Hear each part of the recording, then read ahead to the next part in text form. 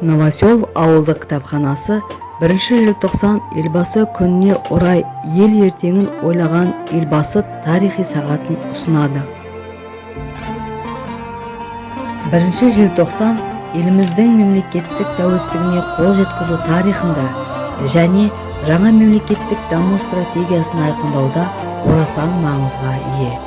1991 жылғы 1 желтоқсанда алғашқы рет Қазақ СССР президентінің жалпы халықтық сайлауы өтіп, ол сайлауда Нұрсұлтан Әбішұлы Назарбаев ел президенті болып сайланды.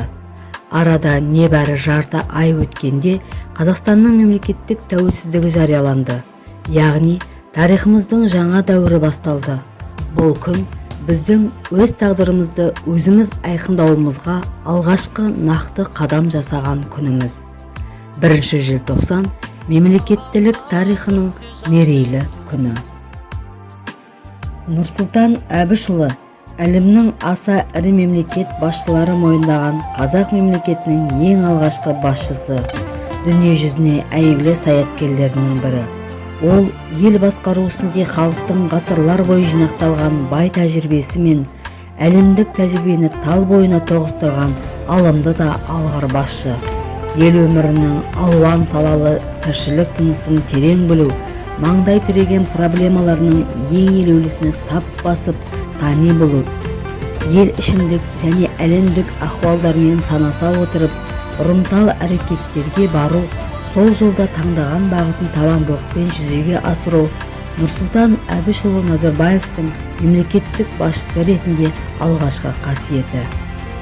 1991 жылы 16 желтоқсанда Қазақстан Республикасы Жоғарғы Кеңесі қабылдаған Қазақстан Республикасы мемлекеттік тәуелсіздігі туралы конституциялық заңы қабылданды.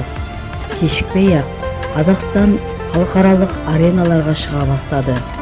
1992 жылы 2 наурызда Қазақстан Республикасының Біріккен Ұлттар ұйымына мүше болды. Тұңғыш президент елбасы Нұрсұлтан Әбішұлы Назарбаевтың басшылығымен Қазақстан өз мемлекеттілігінің барлық нысандары бар егемен және тең құқылы мемлекет ретінде қалыптасты. 1991 жылғы 1 желтоқсанда бүкіл халық сайлаған Қазақстан Республикасының тұңғыш президенті Нұрсұлтан Әбішұлы Назарбаев халық пен мемлекеттік билік бірлігінің, конституцияның мызғымастылығының, адам және азамат құқықтары мен бостандықтарының символы әрі кепілі болып табылады. Қоғамымыз бен мемлекетіміз алға қойылған мақсаттарға жету үшін көп шаруа атқаруы тиіс. Бұл арада елбасымыз ұлтқа ұйытқы болып, елді біріктіре түседі.